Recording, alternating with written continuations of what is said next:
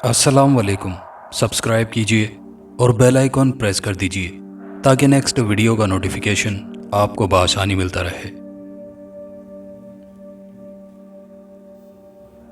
मुझसे मेरे दोस्त इंस्पेक्टर सलीम ने यह दास्तान लिखने की फरमाइश की थी।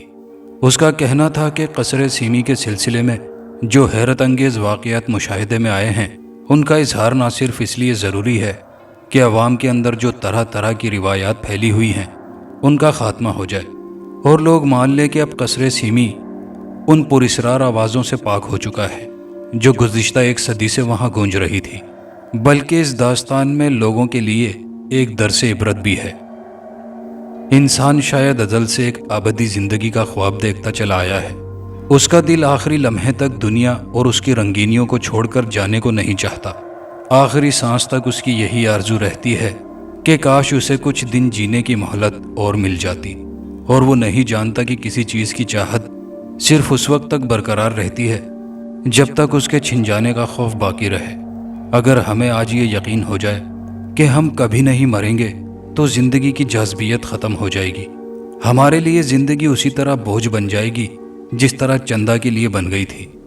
कहा जा सकता है कि चंदा ने इसलिए मौत की आरजू की थी कि उससे उसकी तमाम रानाइयाँ छिन गई थीं।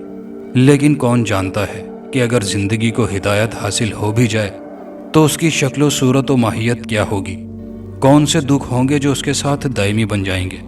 कौन सी परेशानियां होंगी जिनसे हम पीछा नहीं छुड़ा सकेंगे। चुनाचे अपने दोस्त की ख्वाहिश के एहतराम में मैं ये वाक़यात सुपुर्द कलम कर रहा हूँ। लेकिन इससे पहले कि मैं कसरे सीमी की पुरस्रार दास्तान का आगाज़ करूँ, मुख्तसर तौर पर अपना तारुफ करा देना ज़रूरी मुनासिब ख्याल करता हूँ। मेरा नाम अहमद नईम है। बुज़ुर्गों से सुना है कि हमारे मोरिस आला उन सौदागरों में शामिल थे जो हज्जाज बिन यूसुफ के ज़माने में माल तिजारत लेकर सवाहिल हिंदुस्तान तक आए थे, और यहाँ सिंध के राजा दाहिर ने उनका जहाज़ व माल व असबाब जब्त करके उन्हें कैद कर लिया था। उस सफ़र में उनकी अहलिया 2 बच्चे भी शामिल थे। अहलिया दाहिर के सिपाहियों के साथ मुख्तसर मुकाबले में शहीद हो गई और बच्चे ज़ख्मी बाप के साथ जालिम राजा के बंदी घर पहुंचा दिए गए। बाद में अगरचे मोहम्मद बिन कासिम ने सिंध पर हमला करके उसे फतह कर लिया और मुसलमान कैदी आज़ाद करा लिए गए, मगर हमारे मोरिस आला को अपनी रफ़ीक़े हयात के बिछड़ने का इतना दुख था कि फिर वो वतन वापस नहीं गए और यहीं के हो रहे। उनके अलावा कुछ और अरब ख़ानदान भी सिंध में आबाद हो गए थे। हमारे मोरिस आला ने तो उसके बाद दूसरी शादी नहीं की और सारी ज़िंदगी इबादत और ज़िक्र इलाही में गुजारी, मगर उनके बच्चों की शादियां अरब ख़ानदानों में हुईं और फिर इसी तरह हमारा ख़ानदान फैलता हुआ बढ़ता चला गया। बहरहाल मैं यहाँ अपने ख़ानदान की तारीख़ बयान करना नहीं चाहता। मकसद इससे मेरा यह था कि हमारे मोरिस आला ने इबादत में जो शगफ़ इख्तियार किया था वो हमारे ख़ानदान की एक बुनियादी खसूसियत बन गया, और तकरीबन हर नस्ल में कोई ना कोई बच्चा ऐसा ज़रूर पैदा होता रहा जिसने दीन और उलूम रूहानियत में मुकाम हासिल किया। खुदा ने मुझे कुछ ऐसी सलाहियतों से नवाजा है जो आम इंसानों में नहीं पाई जाती। मुझे बचपन ही से रूहानी उलूम से जुनून की हद तक दिलचस्पी और वाबस्तगी थी, और अब भी है। इसी शौक़ और दिलचस्पी की बिना पर अपनी ज़िंदगी में बड़े बड़े पुरस्रार हालात से मेरा साबका पड़ चुका है। इंस्पेक्टर सलीम मेरे इस शौक़ और किसी न किसी हद तक मेरी रूहानी सलाहियतों से वाकिफ़ थे। यही वजह थी कि जब शहर में कत्ल की यके बाद दीगरे 3 वारदातें हुई और वो उनका सुराग नहीं लगा सके, तो कसरे सीमी के बारे में फैली हुई अफवाहें सुनकर उन्होंने इस सिलसिले में मुझसे मशवरा करना मुनासिब समझा। वो जुमेरात का दिन था। मैं नाश्ते के बाद बैठा अखबार पढ़ रहा था कि मेरे मुलाजिम अली जान ने इंस्पेक्टर सलीम के आने की इत्तला दी। मैं उसी तरह हाथ में अखबार लिए ड्राइंग रूम की जानिब चल दिया। सलीम की परेशानी उससे वाज़ेह थी कि वो हस्बे आदत आराम से बैठकर सिगरेट पीने की बजाय मुझे कमरे में बेचैनी से इधर उधर टहलता हुआ मिला। मालूम होता है कि एसपी साहब से डांट खाकर सीधे यहीं चले आ रहे हो, मैंने मुस्कुराते हुए कहा। सलीम ने चौंक कर मेरी तरफ देखा। आपको कैसे मालूम हुआ? उसने बेसाख्तगी से पूछा, मगर फिर फौरन ही खफीफ होकर बोला, मैं बार बार भूल जाता हूँ कि आपको रूहानी तौर पर ऐसी बातें भी मालूम हो जाती हैं जिनका आम हालात में दूसरों को इल्म होना मुमकिन नहीं होता। नहीं मेरे दोस्त, मैंने तो मौजूदा हालात से एक नतीजा अखज़ करके ये बात कही थी। میں نے جواب دیا، اخبار میں بھی پڑھتا ہوں۔ مجھے معلوم ہے گزشتہ 2 ماہ میں قتل کی 3 وارداتیں ہو چکی ہیں اور پولیس ابھی تک قاتل کا کوئی سراغ نہیں لگا سکی ہے۔ پھر اخبارات کی اطلاعات کے مطابق اس کیس کی تحقیقات تم کر رہے ہو۔ جب اس کیس کے سلسلے میں نے قصر سیمی اور اس کے بارے میں پھیلی ہوئی افواہوں کا حال پڑھا تو مجھے کم و بیش یقین ہو گیا کہ بہت جلد تم سے ملاقات ہونے کا امکان ہے، لیکن 15-20 دن گزر گئے اور تم نہیں آئے، تو میں نے سوچا کہ ابھی تم اپنی کوششوں سے مایوس نہیں ہوئے ہو۔ اس وقت اچانک بغیر کسی پیشگی اطلاع کے تمہیں یہاں موجود پا کر اچانک یہی گمان ہوا کہ آج ضرور کچھ اوپر سے دباؤ پڑا ہے۔ آپ کا خیال درست ہے، سلیم نے گہری سانس لے کر صوفے پر بیٹھتے ہوئے کہا۔ ایس پی صاحب نے دھمکی دی ہے کہ اگر جلد ہی میں نے کوئی سراغ نہیں لگایا تو وہ یہ کیس میرے ہاتھ سے لے کر کسی دوسرے انسپیکٹر کے سپرد کر دیں گے، اور اگر ایسا ہوا تو یہ میرے لیے بڑی ذلت کی بات ہوگی۔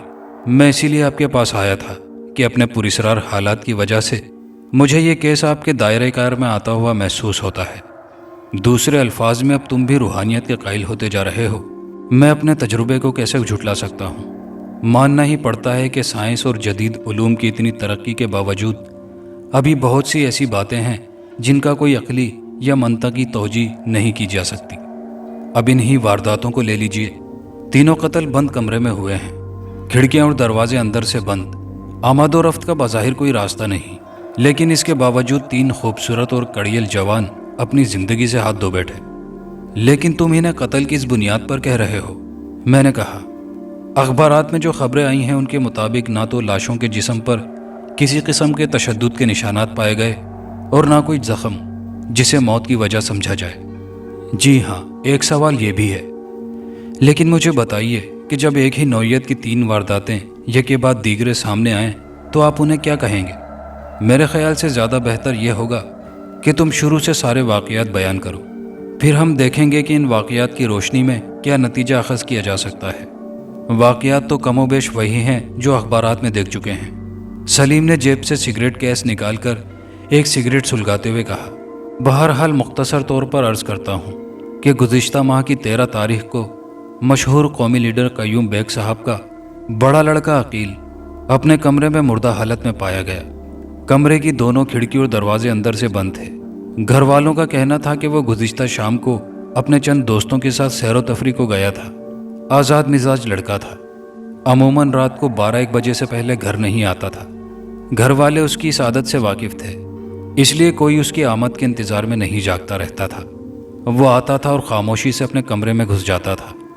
اس دن صبح کو جب عقیل کے کمرے کا دروازہ بند پایا گیا تو یہی خیال ہوا کہ وہ رات میں کسی وقت واپس آ گیا ہوگا، اور کیونکہ خلاف معمول کچھ دیر سے آیا ہوگا اس لیے ابھی تک پڑا سو رہا ہے۔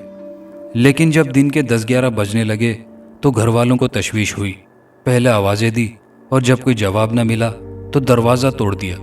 عقیل اپنے بستر پر پیٹ کے بل پڑا ہوا تھا، اس کے چہرے پر انتہائی خوف و دہشت کے تاثرات تھے۔ آنکھیں اتنی کھلی ہوئی تھی جیسے حلقوں سے باہر نکل پڑیں گی، چہرہ بالکل سفید، دانت اور مٹھیاں بھیجی ہوئی۔ ڈاکٹر کو بلایا گیا اور اس نے اچھی طرح معائنے کے بعد بتایا کہ عقیل کی موت دل کی حرکت بند ہونے سے واقع ہوئی ہے۔ بعد میں پولیس سرجن نے پوسٹ مارٹم کی رپورٹ میں اس خیال کی تصدیق کر دی۔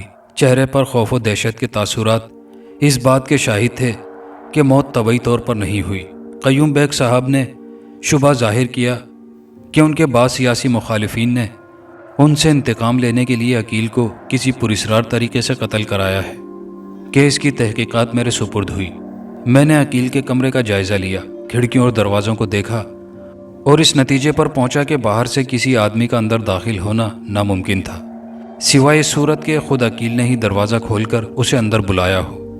لیکن اس صورت میں سوال پیدا ہوتا تھا کہ پھر وہ باہر کس طرح نکلا؟ دروازے یا کھڑکیوں کی صرف نیچے والی چٹخنی بند ہوتی تو یہ سمجھا جا سکتا تھا کہ اس نے چٹخنی کو اٹکا کر دروازہ بند کیا اور پھر ہلکا جھٹکا دے کر چٹخنی کو اس کے خانے میں گرا دیا، مگر ایسی بات بھی نہیں تھی۔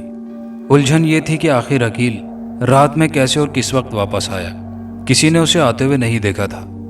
پھر سوال تھا کہ آخر اس نے ایسی کون سی خوفناک چیز یا منظر دیکھا تھا کہ اس کے دل کی حرکت بند ہو گئی، اور کیا یہ منظر کسی مافوق الفطرت چیز سے تعلق رکھتا تھا یا کسی کی دانستہ شرارت تھی؟ کیونکہ دوسری صورت میں یہ واردات صریحاً قتل کی بن جاتی ہے اس کے گھر والوں سے سوالات پوچھے تو پتہ چلا کہ وہ گزشتہ شام کو اپنے دوستوں کے ہمراہ حسب معمول سیر و تفریح کو گیا تھا۔ دوستوں سے ملا۔ پہلے تو وہ یہ کہتے رہے کہ عقیل ان کے ساتھ گیا ضرور تھا، مگر پھر سنیما کا سیکنڈ شو دیکھنے کے بعد ان سے رخصت ہو کر گھر چلا گیا تھا۔ مگر جب میں نے سختی کی تو ان میں سے ایک نے بتایا کہ وہ سب کچھ دنوں سے شہر کی مشہور طوائف نگینہ بائی کے یہاں گانے سننے جاتے رہے تھے۔ عقیل بہت خوبصورت کڑیل جوان تھا۔ نگینہ بائی اس سے محبت کرنے لگی تھی۔ عقیل بھی اس کے ناز و انداز پر فریفتہ ہو گیا تھا۔ گزشتہ رات کو بھی وہ لوگ نگینہ بائی کے کوٹھے پر ہی گئے تھے، جہاں تھوڑی دیر کے بعد عقیل نے انہیں منت سماجت کر کے واپس کر دیا اور خود اکیلا وہیں رہ گیا۔ اس کے بعد چونکہ وہ سب چلے گئے تھے اس لیے کچھ نہیں جانتے کہ کیا ہوا۔ میں نے ہنستے ہوئے کہا، ویسے برسبیل تذکرہ ذرا یہ بھی بتاتے چلو کہ یہ نگینہ بائی کون ہے؟ نگینہ بائی آج کل شہر کی سب سے مشہور مغنیہ سمجھی جاتی ہے، سلیم نے جواب دیا۔ اب سے 2.5-3 ماہ پہلے اسے کوئی جانتا تک نہیں تھا۔ یوں وہ گاتی بھی تھی اور اس کے کوٹھے پر تماشبین بھی آتے تھے، مگر کہا جاتا ہے کہ اس کے گلے میں وہ لوچ اور رس نہیں تھا۔ جواب پیدا ہو گیا ہے۔ اس کی ماں کا کہنا ہے کہ یہ سب ایک بزرگ کا صدقہ ہے۔ نگینہ ایک دن ان کے مزار پر چادر چڑھانے گئی تھی، وہاں سے واپس لوٹی تو اس کا گلا کچھ سے کچھ ہو گیا تھا۔ کون سے بزرگ؟ میں نے بات کاٹ کر پوچھا۔ معلوم نہیں، میں نے پوچھا نہیں تھا۔ اچھا خیر، تم اپنی بات جاری رکھو۔ تو میں بتا رہا تھا کہ میں نگینہ بائی سے جا کر ملا۔ اس نے اقرار کیا کہ 13 تاریخ کی شام کو عقیل اس کے کوٹھے پر اپنے دوستوں کے ساتھ آیا تھا اور تقریباً 11 بجے تک وہاں رہا، اس کے بعد چلا گیا۔ نیز اس کے دوستوں کا یہ بیان بھی درست ہے کہ وہ پہلے رخصت ہو گئے تھے اور عقیل بعد میں گیا تھا، مگر یہ کہ وہ تنہا بہرحال نہیں تھا، کچھ اور گانا سننے والے بھی موجود تھے جو یہ گواہی دے سکتے ہیں کہ وہ ان کے سامنے ہی چلا گیا تھا۔ میں نے ان لوگوں سے معلوم کیا تو انہوں نے نگینہ بائی کے اس بیان کی تائید کی۔ یہاں پہنچ کر تحقیقات کی گاڑی رک گئی اور 1000 دوڑ دھوپ کے بعد بھی معلوم نہیں ہو سکا کہ عقیل نگینہ کے کوٹھے سے اتر کر پھر کہاں گیا تھا۔ ابھی میں اسی الجھن میں سرگرداں تھا کہ پچھلے ماہ کی 27 تاریخ کو دوسری واردات ہو گئی۔ اس مرتبہ خان بہادر انور یار خان کا اکلوتا بیٹا اختر بالکل انہی حالت میں اپنے کمرے میں بند مردہ پایا گیا، اور پھر اس ماہ کی 3 تاریخ کو یہ تیسری واردات سیٹھ رونق علی کے بیٹے محمد علی کے ساتھ پیش آ گئی۔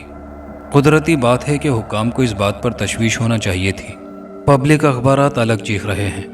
چنانچہ صبح ایس پی صاحب نے مجھے بلا کر صاف کہہ دیا کہ اگر تم 1 ہفتے کے اندر اندر اس کا سراغ نہیں لگا سکتے تو کیس دوسرے انسپکٹر کے سپرد کر دیا جائے گا۔ اس تیسری واردات کے حالات بھی وہی ہیں، بالکل وہی۔ محمد علی بھی بند کمرے میں اسی حالت میں پایا گیا۔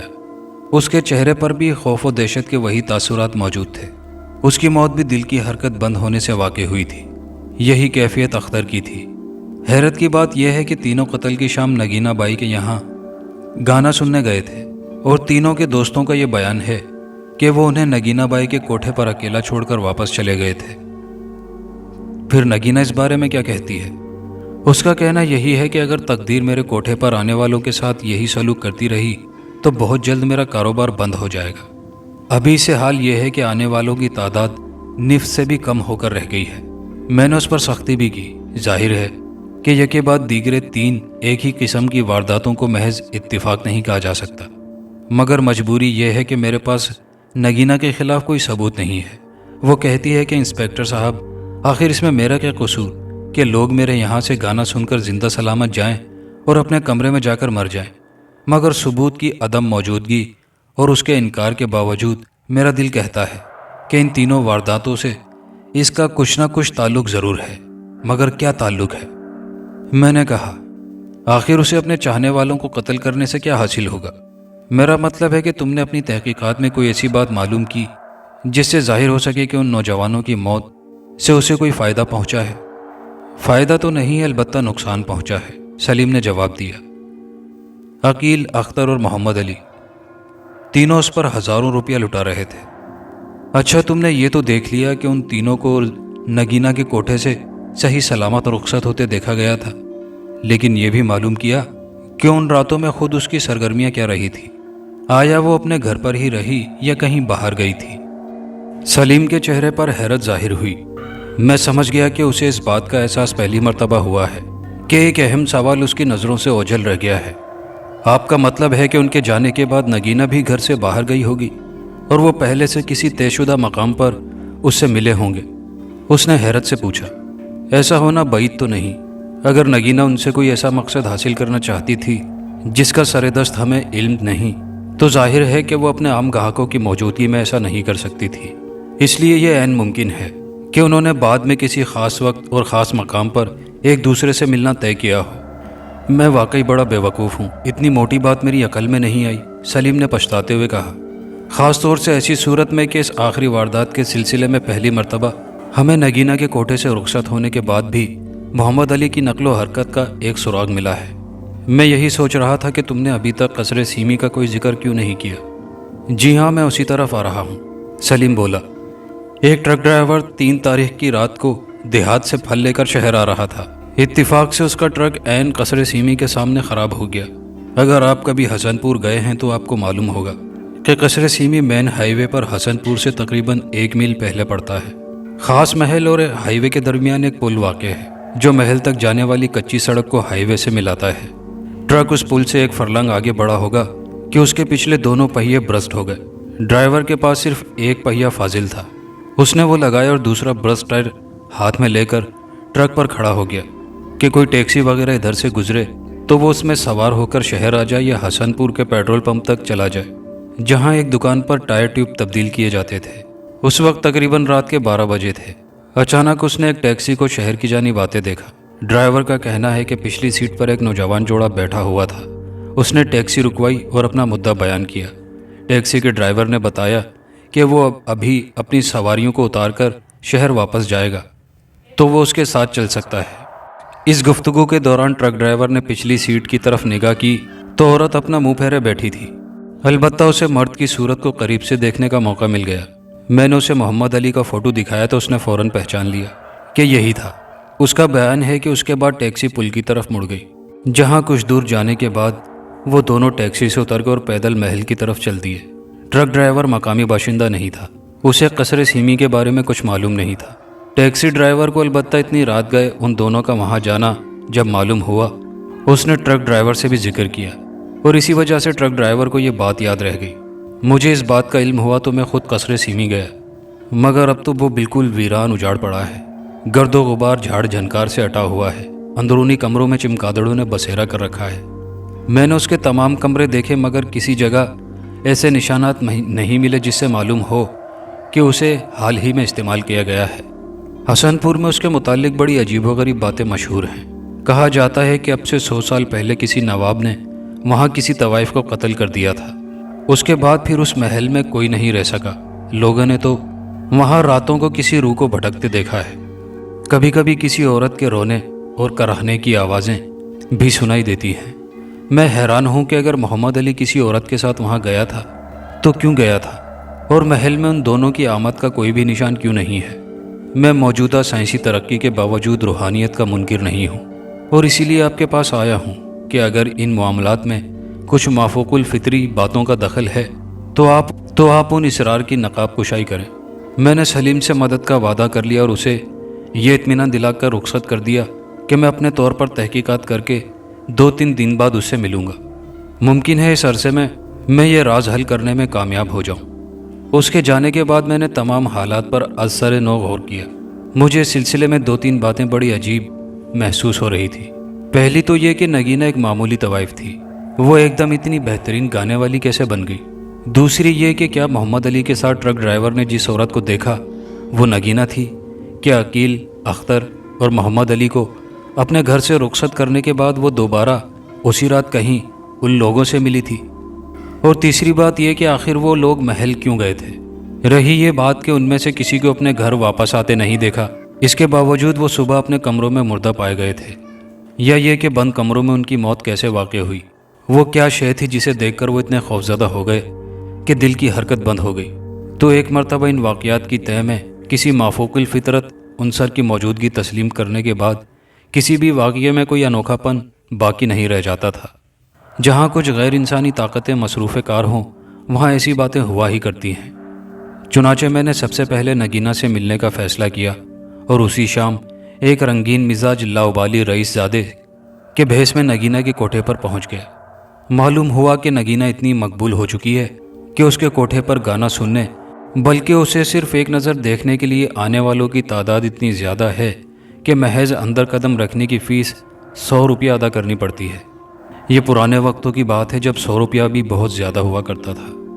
میں نے بھی مقررہ رقم ادا کی اور ایک غنڈہ ٹائپ نوجوان نے مجھے ایک بڑے سے کمرے میں پہنچا دیا جہاں اندازاً 50-60 آدمیوں کے درمیان نگینہ بائی اپنے فن کا مظاہرہ کر رہی تھی۔ میں نے اسے غور سے دیکھا۔ وہ بلا شبہ بڑی حسین اور طرح دار عورت تھی اور غضب کا سریلا پن گلا پایا تھا۔ سننے والے ایک سحر زدہ انداز میں اس کا گانا سن رہے تھے، رقص دیکھ رہے تھے اور بے اختیار داد و تحسین کے پھول برسا رہے تھے۔ ظاہر ہے کہ صرف داد و تحسین سے طوائف کا پیٹ نہیں بھرتا، اس کے لیے نوٹوں کی بارش ہو رہی تھی اور ہر ایک اس کوشش میں تھا کہ دوسروں سے بڑھ چڑھ کر دولت برسائے تاکہ نگینہ کی طرف توجہ صرف اپنے لیے حاصل کر سکے۔ میں بھی اس ہجوم سے کچھ ہٹ کر ایک طرف بیٹھ گیا۔ ایک بات جو میں نے پہلی نظر میں ہی دیکھ لی تھی یہ تھی کہ نگینہ کسی غیر انسانی وجود کے قبضے میں نہیں ہے، مگر اس کے باوجود میرا اطمینان نہیں ہوا تھا۔ میں چاہتا تو اپنی ہر جیب سے بے شمار نوٹ برآمد کر سکتا تھا، مگر نگینہ بائی سے تنہائی میں گفتگو کرنا چاہتا تھا اور اس کے لیے ضروری تھا کہ باقی تماش بین جلد از جلد رخصت ہو جائیں۔ لیکن جب تک ان کی جیبیں بھری تھی وہ بھلا کیوں جاتے؟ میں نے دل ہی دل میں خود اپنی شرارت سے لطف اندوز ہوتے ہوئے کچھ مخصوص الفاظ کا 3 مرتبہ ورد کیا، داد دینے کے بہانے 3 مرتبہ تالی بجائی، سامنے بیٹھے ہوئے ایک سرمایہ دار کا تصور کیا اور اپنے کوٹ کی داہنی جیب میں ہاتھ ڈالا۔ جیب جو ایک لمحہ پہلے بالکل خالی تھی اب نوٹوں سے بھری ہوئی تھی اور سامنے والا نوجوان یوں گھبرا کر اپنی جیبیں ٹٹول رہا تھا جیسے کسی نے اس کی جیب تراش ڈالی ہو۔ میں نے ایک ہی مٹھی میں سارے نوٹ بھرے اور جب نگینہ ناچتی ہوئی میرے قریب آئی تو اس پر اچھال دیے۔ میرا خیال تھا کہ 2-3 ہزار سے کم نہیں ہوں گے۔ نگینہ نے چونک کر میری طرف دیکھا، جھک کر سلام کیا اور ہوا کے جھونکوں کی طرح لہراتی ہوئی آگے بڑھ گئی۔ اس کے بعد جتنی تیزی سے میری مٹھی جیب میں داخل ہوتی، باہر نکلتی اور نوٹ اچھالتی رہی، اتنی ہی تیزی سے معزز حاضرین کی تعداد میں کمی واقع ہوتی چلی جا رہی تھی۔ نگینہ اب صرف میرے سامنے اور میرے لیے ناچتی رہی تھی، صرف مجھے سنانے کے لیے گا رہی تھی۔ کئی سمجھدار قسم کے لوگوں نے یہ منظر دیکھا تو خود ہی اٹھ گئے اور اس طرح اپنی جیبیں سلامت لے گئے۔ مختصر یہ کہ نصف گھنٹے میں میدان بالکل صاف تھا۔ نگینہ کافی تھک گئی تھی، لیکن کوٹھے کا اصول ہے کہ جب تک تماشبین کا ہاتھ نہ رکے طوائف کی آواز نہیں رکنا چاہیے۔ وہ بھی گائے چلی جا رہی تھی۔ آخر مجھے اس غریب کے حال پر رحم آ گیا۔ میں نے اسے گانا بند کر کے اپنے قریب بیٹھنے کا اشارہ کیا۔ نائکا نے فوراً سونے کے ورقوں میں لپٹے ہوئے پان اور الائچیاں ایک چاندی کی تھالی میں میرے سامنے پیش کیے۔ خوب گاتی ہو، خوب ناچتی ہو نگینہ بائی، میں نے تعریف کی۔ سرکار کی ذرہ نوازی ہے، ورنہ بندی کس قابل ہے؟ نگینہ نے جھک کر آداب کیا۔ آج پہلی مرتبہ آپ کو اپنے غریب خانے پر دیکھ رہی ہوں، کیا اس کا یہ مطلب سمجھوں کہ حضور کہیں باہر سے تشریف لائے ہیں؟ بہت خوب، میں نے کہا لگایا۔ اپنی تعریف آپ کرنے کا انداز اچھا ہے۔ دوسرے الفاظ میں تم یہ کہنا چاہتی ہو کہ اس شہر میں فن رقص و موسیقی کا کوئی ایسا قدردان باقی نہیں رہا جو تمہاری محفل میں شریک نہ ہو چکا ہو؟ میں یہ دعویٰ کیسے کر سکتی ہوں سرکار؟ نگینہ بڑی ادا سے مسکرائی۔ محرومیوں کا ماتم کرنے والے کہاں نہیں ہوتے، لیکن آپ جیسا فیاض رئیس اگر اس شہر میں رونق افروز ہوتا تو اس لونڈی نے اس کا چرچا ضرور سنا ہوتا۔ کمرے میں جگہ جگہ آرائش کے لیے قدادم آئینے بھی لگے ہوئے تھے۔ میں نے دیکھا کہ ایک آئینے میں استاد جی نظروں ہی نظروں میں نگینہ کو پان کی تھالی اٹھا کر پیش کرنے کا مشورہ دے رہے تھے۔ تمہارا خیال درست ہے، میں حاجی اس شہر میں آیا ہوں اور یقین کرو کہ تمہارا شہرہ سن کر صرف تمہیں دیکھنے آیا ہوں، میں نے جواب دیا۔ کنیز شکریہ ادا کرتی ہے، نگینہ نے جھک کر میری آنکھوں میں دیکھتے ہوئے کہا۔ آپ نے ابھی تک پان نہیں کھایا؟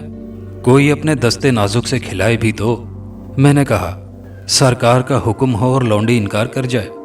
نگینہ نے مسکراتے ہوئے ایک گلوری اٹھائی۔ لیجئے، مگر ایک شرط ہے۔ میں نے اس کا ہاتھ پکڑ لیا۔ وہ کیا؟ تمہیں بھی میرے ساتھ پان کھانا ہوگا۔ بسرو چشم، نگینہ اٹھلائی۔ اس نے گلوری میرے منہ میں دے دی۔ میں نے ایک الائچی اٹھائی، زیر لب کچھ پڑھا، پھر اسے اس طرح ہونٹوں سے لگایا جیسے میں اسے بوسہ دے رہا ہوں، مگر حقیقتاً میں نے اس پر پڑھ کر پھونکا تھا۔ نگینہ مسکراتی نظروں سے یہ سب کچھ دیکھتی رہی۔ میں نے وہ الائچی ایک گلوری میں ڈالی اور گلوری اسے کھلا دی۔ پان کھا کر اس نے پھر سلام کیا، مگر میری نظریں آئینے پر جمی ہوئی تھی جہاں اس کا عکس نظر آ رہا تھا۔ نگینہ نے پان چبانے کے لیے منہ چلایا اور میں نے دیکھا کہ آئینے میں اس کا عکس غائب ہے۔ اس پراسرار معمے کا ایک عقدہ حل ہو چکا تھا۔ میں جان گیا تھا کہ نگینہ کوئی عورت نہیں، وہ ایک روح ہے جو ایک عورت کے جسم میں حلول کر گئی ہے۔ دوسرے الفاظ میں جسم بے شک نگینہ نامی طوائف کا تھا، مگر یہ وہ نگینہ تھی جسے 2.5 ماہ پہلے ٹھیک سے گانا بھی نہیں آتا تھا۔ وہ پڑی ہوئی الائچی جو میں نے اسے کھلائی تھی، اس نے چند لمحوں کے لیے اس روح سے جسم کی نقاب چھین لی تھی، اور روح کا کوئی سایہ ہوتا ہے نہ کوئی عکس۔ نگینہ کا راز معلوم کرنے کے بعد بھی میں بڑی دیر تک اس کے گھر بیٹھا باتیں کرتا رہا۔ میں چاہتا تو یہ پتہ لگا سکتا تھا کہ وہ کس کی روح ہے، لیکن اس صورت میں یقیناً اسے مجھ پر شبہ ہو جاتا۔ اسے یہ بھی علم ہو جاتا کہ میں اس کی حقیقت سے واقف ہو چکا ہوں، اور بہت ممکن تھا کہ یہ بات کھلنے کے بعد میرے راستے کی مشکلات کچھ اور بڑھ جاتی۔ اس لیے میں نے مزید کوشش نہیں کی۔ ویسے باتوں باتوں میں نے اسے یقین دلایا کہ میں اس پر دیوانگی کی حد تک مر مٹا ہوں، اور اسے حاصل کرنے کے لیے بڑی سے بڑی قیمت ادا کرنے کے لیے تیار ہوں۔ کافی رات گئے میں نگینہ سے رخصت ہو کر گھر واپس آیا۔ میرا دوسرا اقدام یہ معلوم کرنا تھا کہ محل کا راز کیا ہے، محمد علی اور دوسرے نوجوان وہاں کیوں گئے تھے اور کس کے ساتھ گئے تھے۔ کہیں وہ نگینہ ہی تو نہیں تھی جسے ٹرک ڈرائیور نے محمد علی کے ساتھ دیکھا تھا۔ اس کے لیے میں دوسرے دن قصر سیمی کے موجودہ مالک نواب یوسف مرزا سے ملنے گیا۔ نواب صاحب اب صرف نام کے ہی نواب رہ گئے تھے، اور ایک چھوٹے سے کرائے کے مکان میں بڑی عشرت و تنگدستی کی زندگی گزار رہے تھے۔ میں نے آواز دی تو لاٹھی ٹیکتے ہوئے خود ہی باہر نکل آئے۔ بہت ضعیف العمر تھے، قوا مزمحل ہو گئے تھے، مگر آواز میں ابھی نوابی کڑک باقی تھی۔ معاف کیجیے گا نواب صاحب، آپ کو زحمت دے رہا ہوں۔ میرا نام احمد نعیم ہے اور میں آپ کی کوٹھی قصر سیمی کے سلسلے میں حاضر ہوا ہوں۔ کوئی بات نہیں صاحبزادے، مگر کھڑے رہ کر گفتگو کرنا میرے لیے مشکل ہے، اس لیے گھر میں آ جاؤ، نواب صاحب نے جواب دیا۔ بچہ ملنے آ رہا تھا، مگر آج ایک مدت کے بعد کسی نے اس ڈیوڑی پر نواب یوسف مرزا کا نام پکارا تھا۔ میں نے کہا کہ مجھے خود جا کر دیکھنا چاہیے کہ کون آیا ہے۔ آؤ صاحبزادے، اندر آ جاؤ۔ میں یوسف صاحب کے پیچھے چلتا ہوا ایک تنگ سے کمرے میں داخل ہوا۔ کمرے میں برائے نام فرنیچر تھا، یعنی ایک پرانا سا پلنگ جس پر بستر بھی صاف ستھرا نہیں تھا، اور ایک خستہ حال کرسی۔ نواب صاحب نے مجھے کرسی پر بیٹھنے کا اشارہ کیا اور خود پلنگ پر بیٹھ گئے۔ ہاں تو صاحبزادے، تو تم قصر سیمی کے سلسلے میں کیا کہنا چاہتے ہو؟ انہوں نے پوچھا۔ میں اسے کرائے پر لینا چاہتا ہوں، میں نے جواب دیا۔ نواب صاحب نے چونک کر مجھے دیکھا۔ کرائے پر لینا چاہتے ہو؟ انہوں نے حیرت سے دہرایا۔ شاید تمہیں معلوم نہیں کہ وہ کوٹھی برسوں بلکہ قریب ایک صدی سے ویران پڑی ہے۔ اس کے بارے میں طرح طرح کی روایات مشہور ہیں۔ لوگ اسے بھوتوں اور روحوں کا مسکن خیال کرتے ہیں۔ اس میں جا کر رہنا تو درکنار کوئی رات کے وقت اس کے قریب سے ہو کر نکلنا گوارا نہیں کرتا۔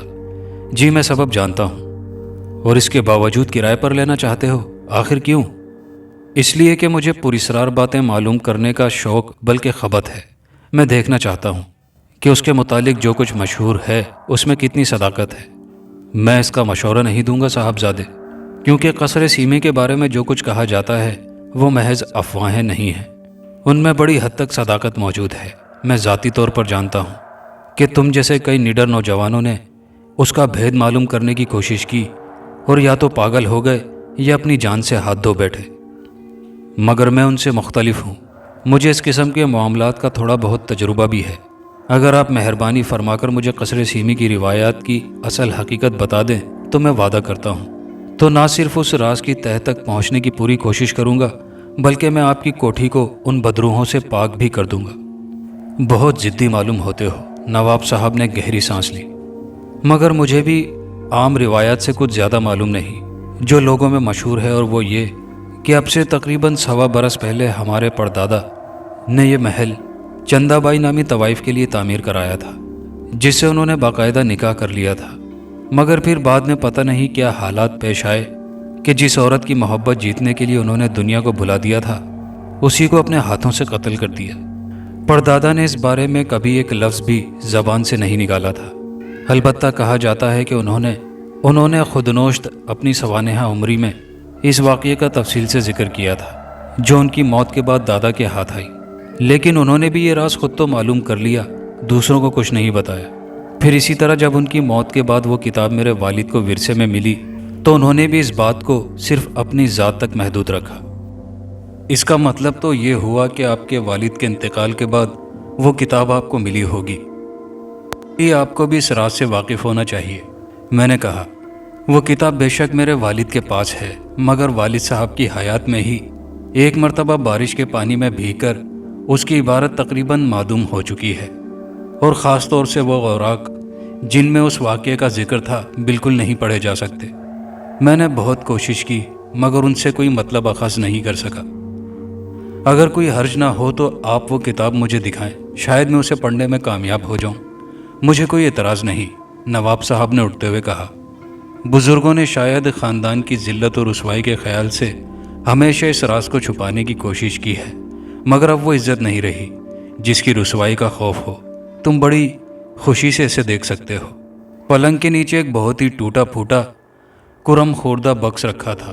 نواب صاحب نے اسے باہر نکال کر کھولا اور چند منٹ کی تلاش کے بعد ایک موٹی سی مجلد کتاب میرے ہاتھ میں دے دی۔ کتاب کے صفحات واقعی پانی میں اس طرح بھیگ چکے تھے کہ عبارت پھیل کر پڑھنے کے قابل نہ رہی تھی۔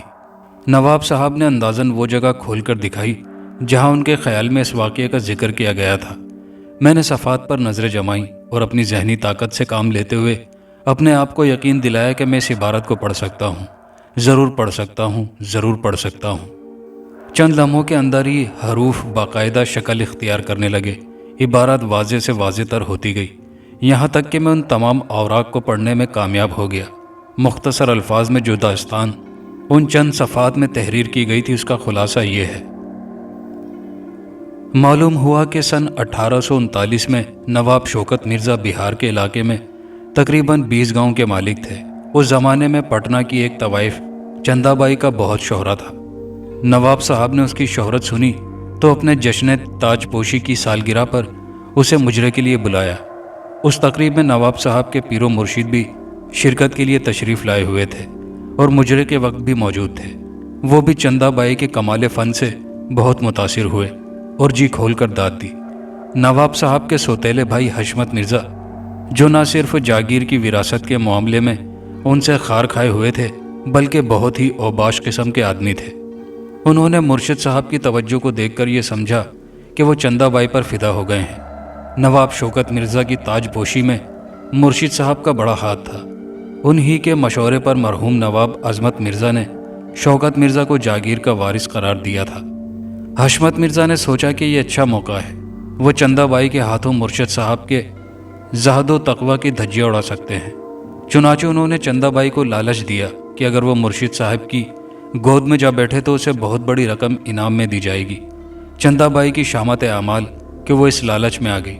دوبارہ جو رقص شروع ہوا تو وہ ناچتے ناچتے ایک دم مرشد صاحب کے اوپر جھک گئی اور پھر اس طرح جیسے توازن نہ سنبھال سکی ہو ان کی گود میں لڑک گئی۔ اس گستاخی پر محفل میں سناٹا چھا گیا۔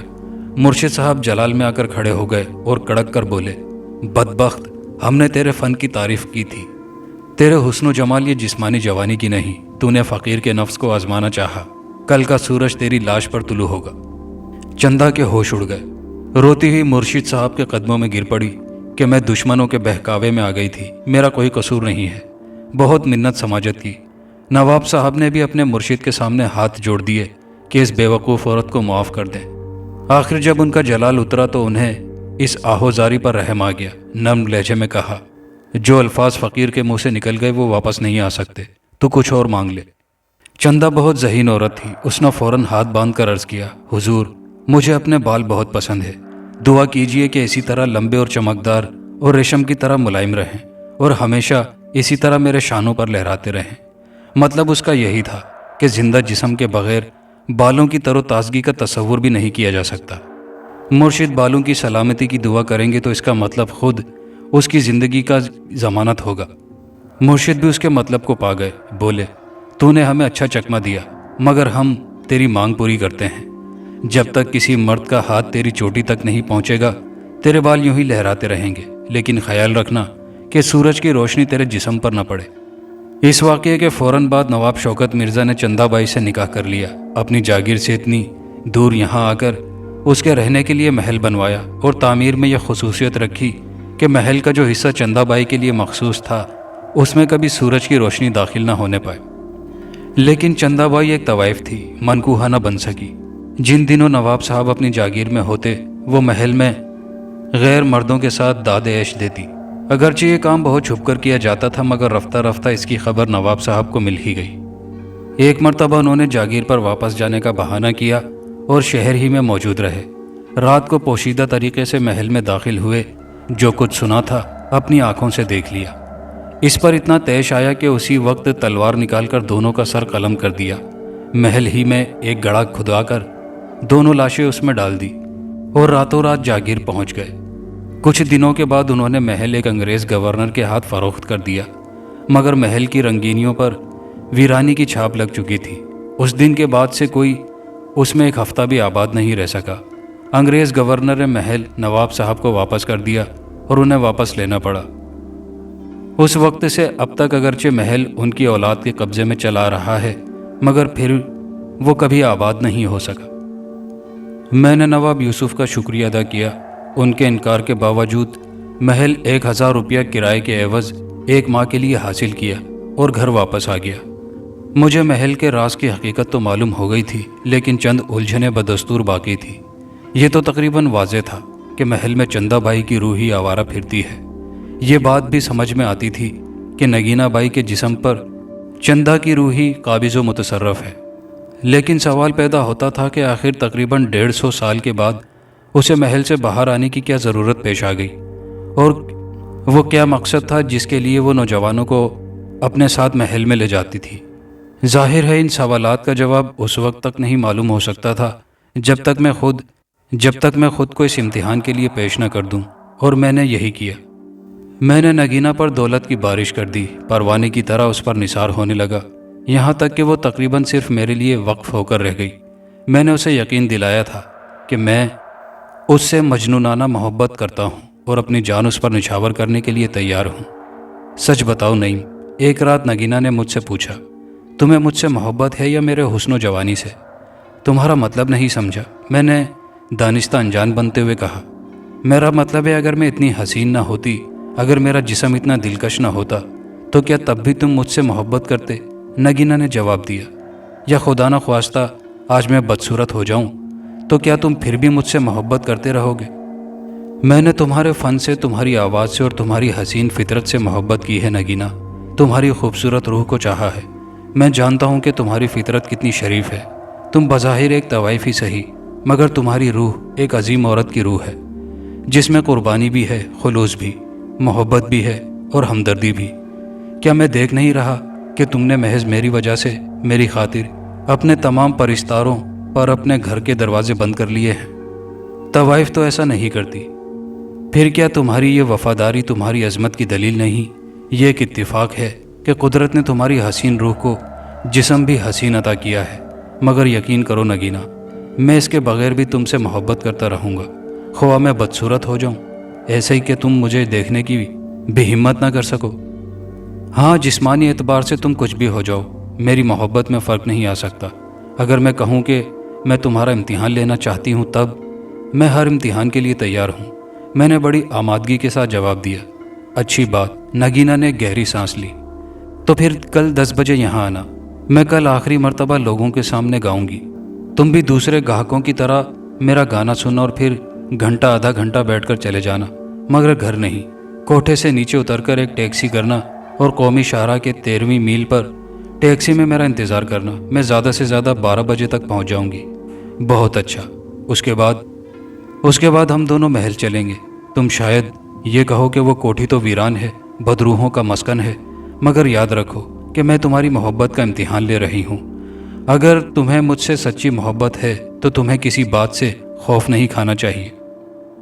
کیسی باتیں کر رہی ہو نگینہ؟ تم بدروحوں کو کہتی ہو؟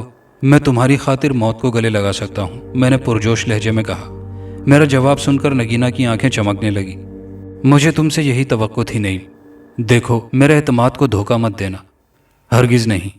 مگر یہ تو تم نے بتایا ہی نہیں کہ ہم محل میں جا کر کریں گے کیا؟ یہ میں تمہیں وہیں چل کر بتاؤں گی، نگینہ نے جواب دیا۔ ویسے ایک مرتبہ اور سوچ لو، اس امتحان کے لیے تیار ہو، ایسا نہ ہو کہ بعد میں محل کا پرہول سناٹا دیکھ کر تمہاری محبت جواب دے جائے۔ ایسا کبھی نہیں ہوگا، کاش تم سچ کہہ رہے ہو، نگینہ نے کہا، اور میرے لیے پان لانے کے بہانے سے اٹھ گئی۔ دوسرے دن انسپیکٹر سلیم ملنے آیا۔ میں نے اس سے 2-3 دن کا وعدہ کیا تھا، مگر 6 دن ہو چکے تھے کہ پلٹ کر خبر نہیں لی تھی۔ اس نے یاد دلایا کہ کل ہفتے کا آخری دن ہے اور اگر میں کل تک کچھ نہ کر سکا تو کیس لازمی اس سے لے کر کسی اور کو دے دیا جائے گا۔ ممکن ہے اس کا کہیں تبادلہ بھی کر دیا جائے۔ میں نے اسے تسلی دی، بس آج کی رات ٹھہر جاؤ، خدا نے چاہا تو کل صبح ہی اس راز کی نقاب کشائی ہو چکی ہوگی۔ اسے یقین تو نہیں آیا تھا، مگر میرے کہنے سننے سے کچھ مطمئن ہو کر واپس چلا گیا تھا۔ میں نے نگینہ بائی کی ہدایت پر حرف بہ حرف عمل کیا۔ 11:30 بجے قومی شاہراہ کے 13ویں سنگے میل پر میں ایک ٹیکسی میں اس کا انتظار کر رہا تھا۔ وہ ٹھیک 12 بجنے میں 10 منٹ پر ایک دوسری ٹیکسی میں آئی۔ اس نے اپنی ٹیکسی واپس کر دی اور میرے ساتھ آ بیٹھی۔ پھر ہماری ٹیکسی محل کی طرف چل دی، جو وہاں سے 5 میل سے زیادہ دور نہیں تھا۔ پھر جیسے ہی ٹیکسی پل پر پہنچی، نگینہ نے ڈرائیور کو رکنے کی ہدایت کی اور مجھ سے کہا کہ اس کا کرایہ ادا کر دو۔ میں نے خاموشی سے بٹوا نکالا اور ڈرائیور کے ہاتھ پر کرایہ رکھ دیا۔ ڈرائیور نے کہا بھی کہ اگر واپس جانے کا ارادہ ہو تو وہ کچھ دیر انتظار کر سکتا ہے، مگر نگینہ نے جواب دیا کہ واپسی کے لیے وہ دوسرا انتظام کر چکی ہے، اس لیے انتظار کرنے کی کوئی ضرورت نہیں ہے۔ ٹیکسی نظروں سے اوجھل ہو گئی تو ہم دونوں محل کی طرف بڑھے۔ نگینہ بہت خاموش تھی، یہاں تک کہ ہم محل کے صدر دروازے پر پہنچ گئے۔ نگینہ نے دروازے پر ہاتھ رکھا اور دروازہ یوں بے آواز کھل گیا جیسے وہ برسوں سے بند رہنے کی بجائے زیر استعمال چلا رہا ہے۔ ہم دونوں اندر داخل ہوئے۔ مجھے یہ دیکھ کر کوئی حیرت نہ ہوئی کہ اندر جن کمروں اور دیوار کو گردآلود خس و خاشاک سے پر نظر آنا چاہیے تھا، وہ بالکل صاف ستھرے اور یوں معلوم ہو رہے تھے جیسے ہمیشہ سے مستعمل چلے آ رہے ہوں۔ ظاہر تھا یہ سب چندہ بائی کی روح کا کرشمہ تھا۔ نگینہ مجھے سب سے اندرونی کمرے میں لے گئی۔ کمرے کا دروازہ اندر سے بند کر دیا گیا۔ تو تمہارا دعویٰ ہے کہ تم مجھ سے محبت کرتے ہو؟ صرف مجھ سے، میرے گوشت پوست اور خوبصورت جسم سے نہیں؟ ہاں، میں نے مختصر جواب دیا۔ تو پھر آؤ اور مجھ سے محبت کرو، مجھے پیار کرو، نگینہ نے کہا۔ اس وقت اس کی آواز یوں محسوس ہو رہی تھی جیسے بہت دور سے آ رہی ہو۔ میں اس کی طرف بڑھا اور ایک دم میرے قدم جیسے زمین میں گڑ گئے۔ بے شک مجھے کسی اچانک اور غیر متوقع واقعے کی امید تھی، مگر اب جو میری نظریں دیکھ رہی تھی وہ میرے بعید ترین اندازوں سے بھی دور تھا۔ میرے سامنے نگینہ کا خوبصورت جسم غائب ہو چکا تھا اور اس کے بجائے ایک ہڈیوں کا پنجر کھڑا تھا، جس کی گوشت پوشت سے محروم کھوپڑی پر سنہرے ریشم کی طرح ملائم و چمکدار بال لہرا رہے تھے۔ ڈھانچے کے غار جیسے منہ سے ایک انتہائی کری چیختی ہوئی آواز بلند ہوئی، کیا دیکھ رہے ہو میرے محبوب؟ میں تمہاری نگینہ ہی تو ہوں، وہی جس کی تم محبت کا تم نے دعویٰ کیا تھا۔ آخر ہر عورت ہڈیوں کے ایک پنجر کے علاوہ اور کیا ہوتی ہے؟ اس سوکھے سال خوردہ ڈھانچے سے خوف نہ کھاؤ، مجھے اپنی آغوش میں لے لو اور جی بھر کر پیار کرو۔ یہ کہتے ہوئے وہ پنجر خود میری طرف بڑھا اور اپنے ہڈیوں کے ہاتھ بڑھا کر مجھے اپنی آغوش میں لینا چاہا۔ میں نے اس کا ہاتھ جھٹک دیا۔ چندہ بائی، میں تم سے بالکل خوفزدہ نہیں ہوں، میں نے بلند آواز میں کہا۔ میرے لیے روحوں اور ڈھانچوں کے کھیل کچھ نئے نہیں ہیں۔ میں جانتا ہوں تم نگینہ نہیں ہو، اور یہ بھی جانتا ہوں کہ تم اب تک 3 بد نصیب نوجوانوں کو اپنی اس مردہ اور خوفناک محبت کی بھینٹ چڑھا چکی ہو۔ کیا میں معلوم کر سکتا ہوں کہ تم نے یہ کھیل کیوں رچایا ہے؟ پنجر چونک کر پیچھے ہٹ گیا۔ تو تم جانتے ہو کہ میں کون ہوں؟ اس نے بڑی حیرت سے پوچھا۔ تو پھر تمہیں یہ بھی معلوم ہونا چاہیے کہ یہ کھیل کیا ہے، میں کیوں ان نوجوانوں کو لے کر یہاں آئی تھی۔ میرا خیال ہے کہ میں کچھ تو اندازہ کرنے لگا ہوں، لیکن بہتر ہوگا تم خود ہی بتاؤ، اس طرح وہ باتیں بھی سامنے آ جائیں گی جو ابھی میں معلوم نہیں کر سکا ہوں۔ 1 صدی سے بھی زیادہ مدت کے بعد تم پہلے انسان ہو جو میرے پنجر کو دیکھ کر خوفزدہ نہیں ہوئے۔ شاید قدرت کو تمہارے ہی ہاتھوں میری نجات منظور ہے، اس لیے میں تمہیں اپنی داستان ضرور سناؤں گی۔ غالباً تم یہ تو جانتے ہوگے کہ نواب شوکت مرزا نے مجھے قتل کر کے اس محل کے پائیں باغ میں دفن کر دیا تھا۔ ہاں، یہ بات میں خود ان کی سوانح عمری میں معلوم کر چکا ہوں، میں نے جواب دیا۔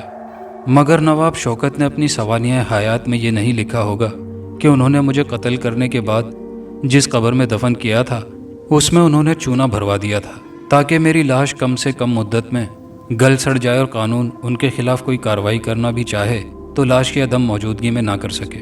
مگر وہ یہ بات بھول گئے تھے، میں ان کے قتل کرنے کے باوجود نہیں مر سکتی تھی جب تک یہ بال میرے سر پر تھے۔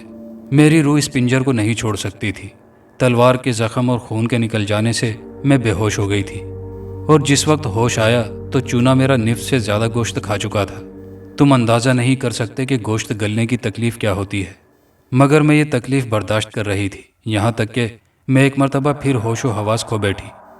پھر مجھے پتہ نہیں کہ اس تنگ و تاریک گڑھے میں کتنی مدت دبی رہی۔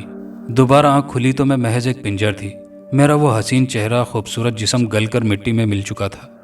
تم سوچ بھی نہیں سکتے کہ میں نے یہ طویل مدت کی اس کرب و اذیت کتنی روح فرسا تنہائیوں میں گزاری ہے۔ میں زندہ تھی مگر مردوں سے بدتر۔ میری بے چین روح اس ڈھانچے میں بند محل کے در و دیوار سے سر ٹکراتی رہی تھی، اپنی بد نصیبی پر خون کے آنسو بہاتی پھرتی تھی، مگر یہ عذاب تو جیسے قیامت تک کے لیے مجھ پر مسلط کر دیا گیا تھا۔ پیر و مرشد سے اپنے بالوں کی سلامتی کی دعا پا کر میرے نفس کا شیطان بہت خوش تھا کہ مجھے حیات ابدی حاصل ہو گئی ہے، لیکن وہی بال میرے لیے وبال جان بن گئے تھے۔ آخر سالہ سال کی آہوزاری کے بعد شاید قدرت کو مجھ پر رحم آ گیا۔ ایک دن وہی پیر و مرشد محل میں ظاہر ہوئے اور مجھے بتایا کہ عنقریب کچھ بدماش نگینہ بائی نامی طوائف کی لاش کو یہاں لانے والے ہیں۔ نگینہ کسی بزرگ کے مزار پر چادر چڑھانے گئی تھی کہ واپسی میں ان بدماشوں نے اسے زیور کے لالچ میں گلا گھونٹ کر مار دیا ہے۔ اگر میں مردہ نگینہ کے جسم میں حلول کر جاؤں، دنیا میں واپس جاؤں اور پھر کوئی نوجوان محل کی دیواروں کے سائے میں مجھ سے پیار کرے تو میری روح اس پنجر سے آزاد ہو سکتی ہے۔ چنانچہ میں نگینہ کے جسم میں اس محل سے پہلی مرتبہ باہر نکلی۔ لوگ دیکھتے ہی دیکھتے میری آواز، میرے حسن و جمال کے دیوانے ہو گئے۔ میں ایک ایک کر کے 3 نوجوانوں کو اس امید پر یہاں لا چکی ہوں کہ شاید وہ ایک ڈھانچے کی صورت دیکھ کر بھی مجھ سے پیار کر سکیں، مگر وہ ایک نظر ڈالتے ہی خوف سے مر گئے اور مجھے ان کی لاشیں اٹھا کر ان کے گھر لے جانا پڑی، کیونکہ پیر و مرشد کی سخت ہدایت تھی کہ کسی کو بھی اس بات کا علم نہیں ہونا چاہیے۔ یہی وجہ تھی کہ میں لوگوں کے سامنے انہیں نگینہ کے کوٹھے سے رخصت کر دیا کرتی تھی، مگر افسوس کہ اب تک کوئی نوجوان ایک ہڈیوں کے پنجر کو پیار کرنے کی ہمت نہیں کر سکا۔ تم واحد نوجوان ہو جو مجھے دیکھ کر خوفزدہ نہیں ہوئے۔ مجھے یقین ہے اگر تم چاہو تو مجھے پیار بھی کر سکتے ہو۔ میں تم سے التجا کرتی ہوں کہ محبت کے لیے نہیں تو ایک بد نصیب روح کو اس عذاب سے نجات دلانے کے لیے ہی مجھے ایک لمحے کے لیے اپنی آغوش میں لے لو۔ مجھے افسوس ہے کہ تم اپنے آپ کو نجات دلانے کی کوشش میں کچھ اور گناہ گار بن گئی ہو۔ میں نے جواب دیا، میں تم سے پیار تو نہیں کر سکتا، لیکن تمہیں اس عذاب سے نجات ضرور دلا سکتا ہوں۔